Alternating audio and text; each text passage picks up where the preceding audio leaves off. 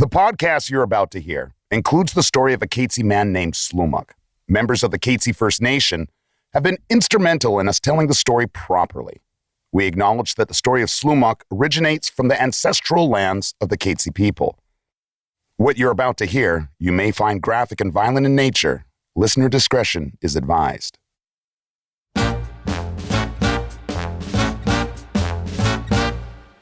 Cocktails for three, good company, sipping gin and lemonade, and we're so happy. In November 1931, George Stephenson trekked through a blizzard and risked life and limb in search of Volcanic Brown. His pursuits were fruitless because Robert Allen Brown vanished without a trace. As time went on, his name vanished from the headlines until almost 20 years later. During those 2 decades, there was another world war, and we entered the atomic age, when a nuclear bomb was dropped on Hiroshima. By 1951, the world was divided by the Iron Curtain.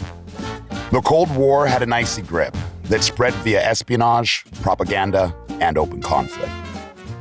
Most newspapers on February 28, 1951, would be covering the ongoing Korean War, or mention that the 22nd Amendment had just been ratified, limiting U.S. presidents to 2 terms. As a dozen or so newspapers in the eastern U.S., all affiliated to the Associated Press, published an article with the headline, 21st Prospector Vanishes in Hunting Lost Gold Mine. According to reports, Alfred Gaspard, a 60-year-old frog farmer turned prospector, was flown into Pitt Lake headwaters by helicopter in July 1950. 2 weeks later, a second plane dropped 400 pounds of food for him, enough to last a bushwise prospector about 5 months. Prospectors saw him 2 or 3 days later in the rugged country, and then he disappeared. 8 months later, in October of 1951, the province and Vancouver Sun reported that the RCMP set out to Alvin on a 5-day quest. Much like they did 20 years earlier, when they searched for Volcanic Brown, nothing was found. Gaspard was the latest victim of the pit. 20 other men had hunted for the lost mine, the newspapers reported. None returned. I'm Kru Williams, and this is Dead Man's Curse, Volcanic Gold. Episode 7, The British Columbia Triangle. If you've been listening to the podcast from the beginning, you know that the press and other publications have often repeated incorrect information or made up details. The article that ran in a dozen American newspapers announcing Gaspard's fate got several of the facts wrong. It listed the date of Slumach's execution as 1892 instead of 1891, and said that he had killed multiple women before he was arrested and tried for Louis B.'s murder in the bloodthirsty quest for gold. This has been proven a lie, first published by pulp fiction writer C.V. Tench in 1939. The article also asserts that Alfred Gaspard was the 21st person to go missing while searching for Slumach's lost gold mine. We can't prove that to be true, but we do know that Gaspard went into the pit in 1950 by helicopter and with relatively modern electronic equipment, including a radio. And just like Volcanic Brown, almost 20 years earlier, was never seen again. But why? These weren't newbies or city slickers. They were seasoned outdoorsmen, like Volcanic Brown and even Gaspard. Did the men that vanished make tragic mistakes? Or was it something more nefarious and unexplainable? Today we investigate what it is about this region that just plucks people off the face of the earth, never to be seen again. Well, I mean, it's an area of BC that is notorious for people basically going missing in the sense that they go exploring and things go wrong, whether it's the terrain, the weather, just the nature of the environment. That's Adam Palmer, the mountaineer historian and my good buddy from the television series Dead Man's Curse. He's an expert in the area and has led many explorations in the Pitt region, looking for golden clues. This is like the Bermuda Triangle of British Columbia. You get this sense of mysterious, the legends and the history in the area mixed with the variety of weather. The environment plays on the legends and vice versa. They're on edge always as it is. People navigating through this, rainforest up into the glaciers, to lakes, to streams, to just a variety of environmental hazards, really, is what it is. You get the anomalies of the mysteriousness and you get the environmental harshness mixed together. Underestimating the physical and metaphysical can get you hurt, if not killed. And no one, not even someone as skilled, as successful, or as confident as Volcanic Brown, is immune. It's good to have confidence. You have to know when to call it quits, when to back away. How much do you push yourself when you're in this environment? People were there for thousands of years before them, but these people that were coming in the late 1800s and early 1900s, they still weren't that experienced in that environment. They were still navigating, still learning a lot. And I think the ability to be over, or I shouldn't say ability, but I think their judgment was still challenged in the fact that they didn't have all the skills necessary. They didn't have the life experience in that area. Volcanic Brown, he certainly had the life experience. He was an explorer, prospector, herbalist, but he was still learning. He was still learning from the people that were here before him. Brown was a naturopath and a student of plant medicine. We've made assumptions about the kind of relationship he had with Indigenous people based on his ability to thrive in the region. And yet, he still disappeared because the wilderness of British Columbia can be unforgiving and brutal. It's a lesson Volcanic Brown should have learned back in 1926, when he had to amputate his own gangrenous toe before being rescued. But gold fever is real, and regardless of his previous experience, he went back to the pit with only 9 toes. And then he got lost for good. I get lost in Superstore and I start to feel my blood pressure rise. That's search and rescue volunteer Renee Coghill. She's one of a couple hundred of other search and rescue team volunteers that know intimately the call of the wild. Our team is nestled between the Cascade and the coastal mountain range. So we have 2 fairly rugged mountain ranges that are split by the Fraser River, tons of different river systems and stuff kind of all in between. So city goers and people coming in for vacation, they want to see the mountains, right? So they come out to these areas. We have some beautiful parks nearby, skiing, hiking, camping, and it's attractive. So where I live is fairly rugged. It's a place that definitely, people that want that to feel that sense of adventure, like they definitely come out here and they get it. And that can be on water or on land. It's a beautiful place, but it's, it definitely has its complications, I could say.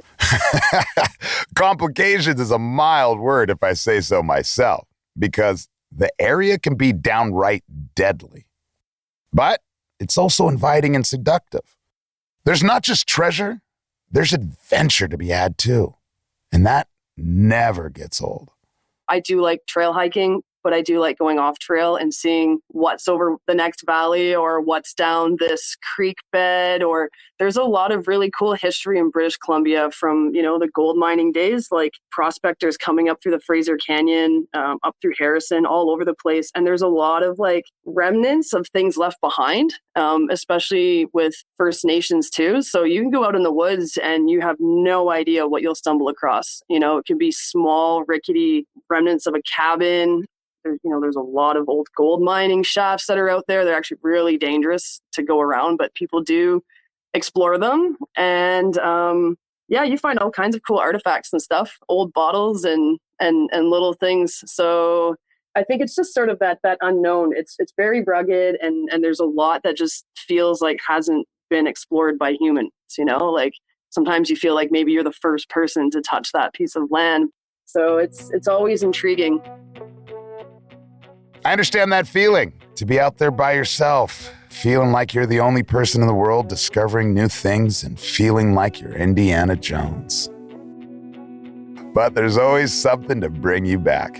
In my case, there's the desire to return to my family and friends, my loved ones.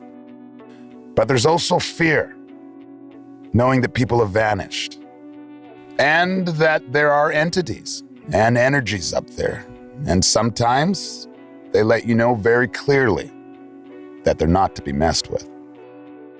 I felt it, and Don froze, the way shore on the team. He said more than once that if you go in with bad intentions, you better watch out. According to his friends, Alfred Gaspard had long been fascinated by tales of Slumach's lost gold mine. We know that he had been a frog farmer in the lower mainland for a while, but didn't seem to work out. So what exactly were Gaspard's intentions when he went into the pit? To get rich quick? That didn't seem to pan out for him either. In the book Slumach's Gold, co-written by Brian Atkinson, Gaspard figured that, quote, one of the main obstacles to finding the mine was the rough terrain in which it was located. He felt that Slumach's legendary curse worked so well because the terrain presented very difficult and dangerous situations that could easily lead to a lonely death, even without help from a curse. End quote. Adam Palmer says that in spite of the curse, Gaspard went in search of Slumach's gold by helicopter, with technologies and luxuries Volcanic Brown could have never dreamed of 2 decades earlier. That was actually one of the first instances where the curse really became popular in the legend of Slumach's lost gold. He goes missing in the 50s, and he was reported to fly into a lake. His is very a strange disappearance because he kind of self-prophesized that he would go missing.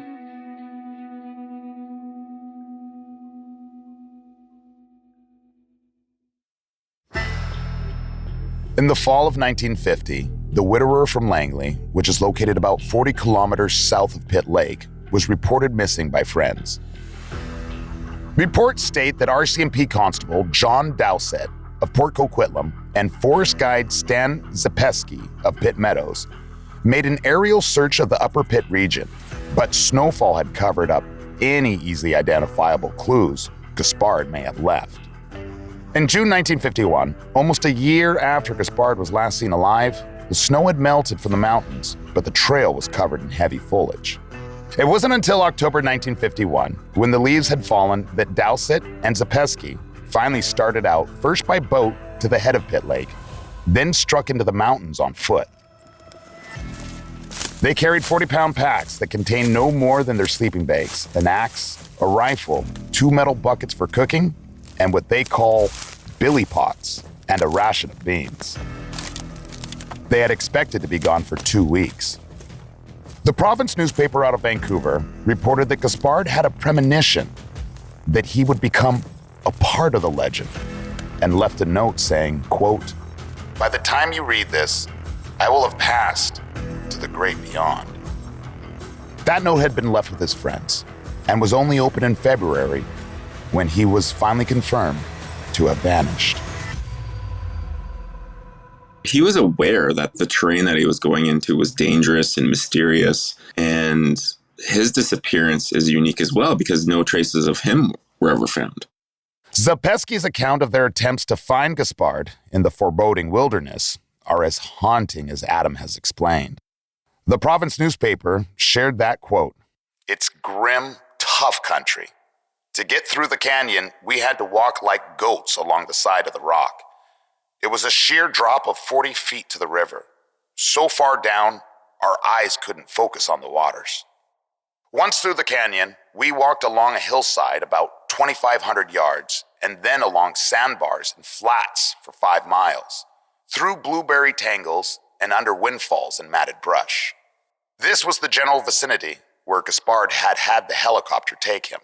There wasn't a single sign of his camp, no cans or old campfires. End quote. Spring floods had wiped out landmarks for the would-be rescuers, and the river itself was treacherous because it courses in that section every year. Making camp just a few hundred meters from the snow line, with heavy frost on the ground, Dowsett and Zapesky tried to dry out their clothes, boots, and packs as they shivered through the chilly night. Zapesky's account of the rescue continued, quote, "On Thursday, we went up the valley 5 miles, searching both sides. We inspected all the flats. We worked on the natural assumption that anyone hiking the area would walk the line of least resistance. Walking the gravel river flats was hard. Caulked boots nearly crippled our feet. We looked everywhere we could." End quote. His accounts of the rescue went on to state that they had thought they had found Gaspard's 5-month supply of food, but didn't. And finished their account with, quote, "He just vanished from the face of the earth." End quote. Renee Coghill has made search and rescue attempts in the Pitt region and knows what it's like to be in these remote areas looking for clues. Every call is different. We keep going based off of found evidence, depending on what the call is, how big of an area it might be that we need to search, and how many resources go into it. We've been on searches that were, 2 weeks long, people from all over the province coming in. And then after that point, the RCMP typically will say, hey, listen, we haven't found anything. Let's wait and see if we can get, tips from somewhere else. They might just minimize the search as far as how many resources are out there. Renee says that nowadays, multiple teams of volunteers work together with the RCMP to coordinate search efforts.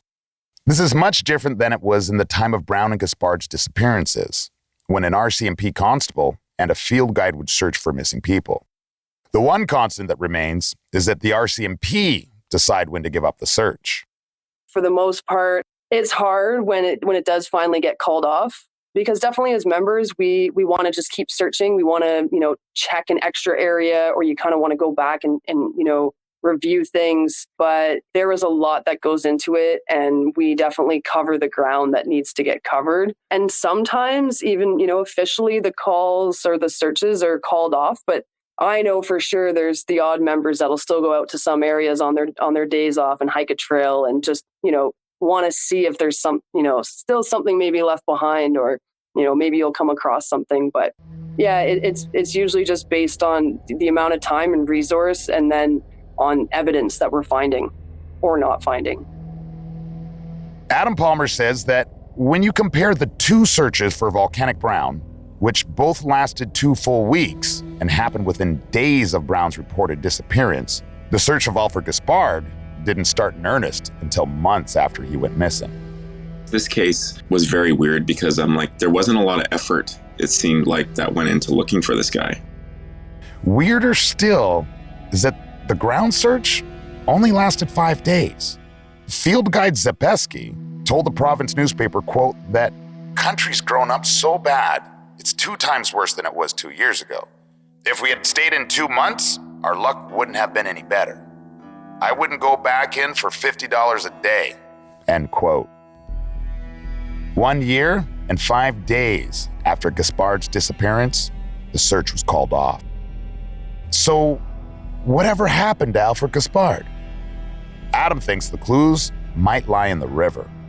I look back on a lot of my experience in search and rescue, and there's basically one common thing that happens to people if they're not found or found at later dates. It's usually water. Water has a way of making people disappear. And that seems to be a common denominator in a lot of missing persons cases, is that they eventually are all found, whether it's 10 years later or 50 years later or 100 years later. Water had something to do with it. So, to me, I think maybe Alfred Gaspard was making his way down and he fell in the Upper Pitt River. Zapesky and Dowsett also had their theories of how Gaspard had met his maker. Quote, drowning is their main theory. A fall on rocks, mountain slides, or canyons could have been the cause. They think wild animals are unlikely, even though black bears are thick in the mountains and one grizzly was shot the previous summer near the BC Forest Products Camp. A tumble into Pitt River could produce pneumonia because the glacier-fed streams frigid year-round. End quote. Adam is an explorer and he knows the dangers well. He also knows leaving traces might be your only hope. Ultimately, Mother Earth is in control, so you want to mitigate the risk as much as possible. You want to make sure that if you're traveling alone, you're You're always making signs of where you are, dragging your feet, making marks, cutting blazes on trees, giving signs of that you're there in the area. So if something does happen, there's traces that you leave behind.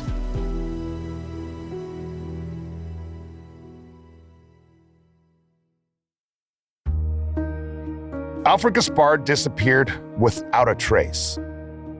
As we've been discussing, Volcanic Brown vanished too. And articles have mentioned there were 20 others who have also disappeared in search of the lost gold mine. Daryl Friesen, a gold prospector, writer, YouTuber, and one of the adventurers you might have seen with us on our team out on expedition on the TV series Dead Man's Curse, believes the answer might lie in the British Columbia Triangle. It all depends on where he was hiking from when the snowstorm hit, okay? Now, as you know, the story is he died on Stave Glacier. But what if maybe he was up further north? He was up around Snowcap. He was up around Misty, and he was in that area because we all know he was obsessed with that area and he was going in that area. So it's kind of plausible that he was in that area when he made a run for it when the snowstorm hit. Snowcap Peak rises some 2,400 meters above sea level in the mountain wilderness just over 30 kilometers north of the head of Pitt Lake.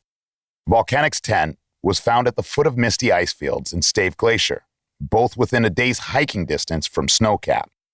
But the question is, which way did he go?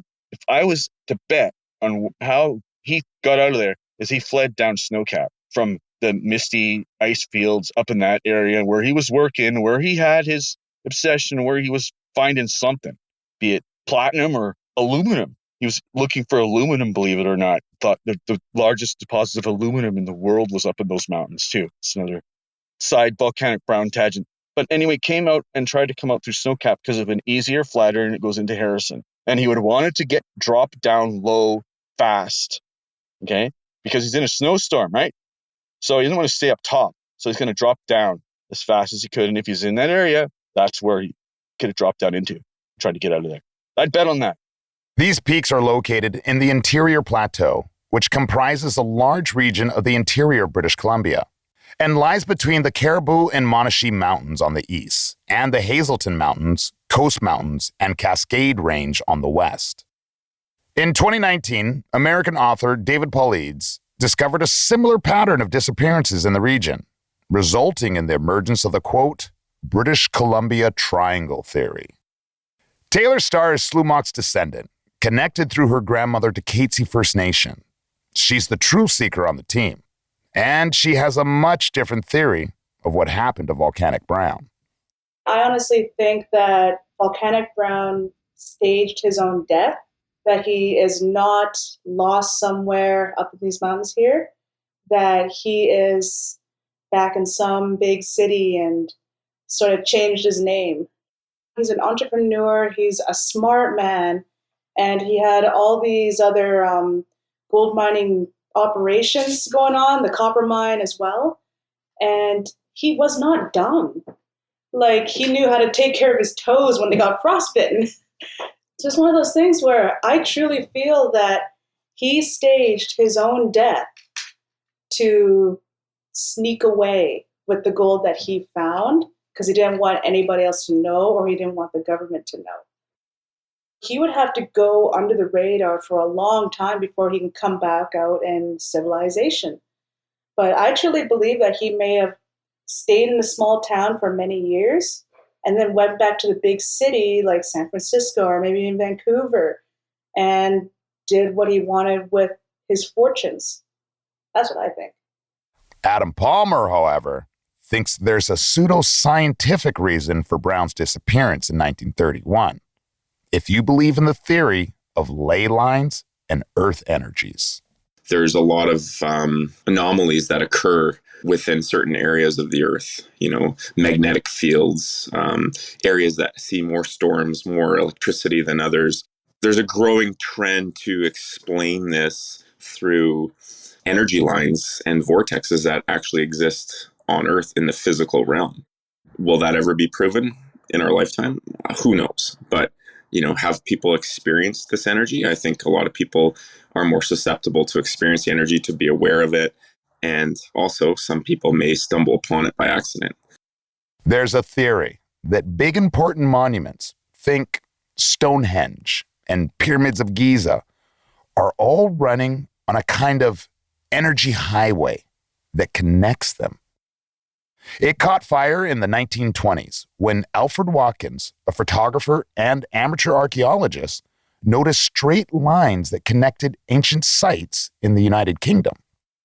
In 1925, Watkins published this idea in the Old Straight Track. And at some point, this simple idea was hijacked and embellished. Some claiming ley lines are energy lines that carry powerful magnetic fields, while others say they hold psychic power.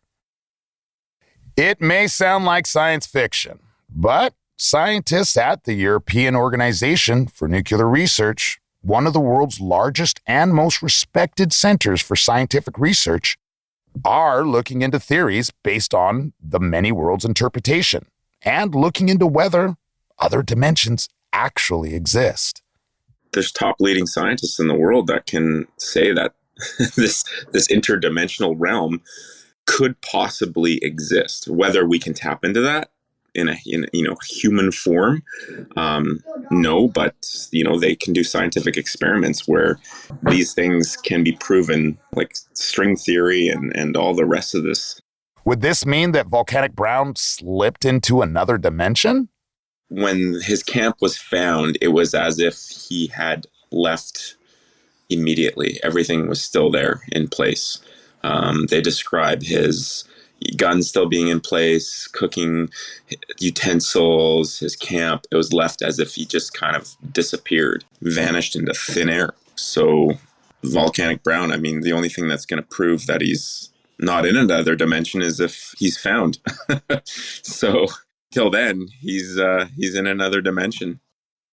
Now, most of the research done in this area is based on theory and quantum physics, meaning we're talking about atoms here.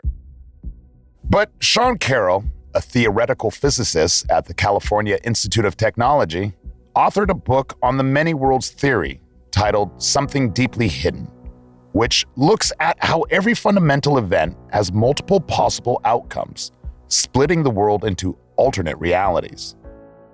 So Adam's idea that volcanic simply bounced to another dimension may seem far-fetched, but not totally.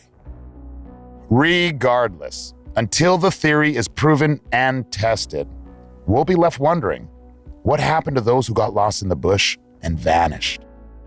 Because according to search and rescuer Renee Coghill, this isn't a thing from the past. I can't go into too much detail, but we did have this report at one point a few years ago of a placer miner that was dropped off and was supposed to be picked back up at the parking lot they were dropped off at and never came back. There's still people going out there doing these things, but I mean, there's two things. I mean, some people, they go out and they don't want to be found. They're out there doing their own thing. And then other people, something happens, but what happens to them, sometimes it's just a mystery. When you don't find them and they don't come back, it's just like, okay, well, what's the story? You want to know what the story is, but yeah, you can just, only your imagination can come up with things. Some people may never want to be found. Some simply vanish. But what about the prospectors who followed Brown and Gaspard but didn't die? At least not on the mountain. Did the curse follow them? Or were they spared for some reason? And he drew a map of the supposed location of Stu's glory hole, what he felt was the location. And he's got a circle, and he says approximate location of the gold.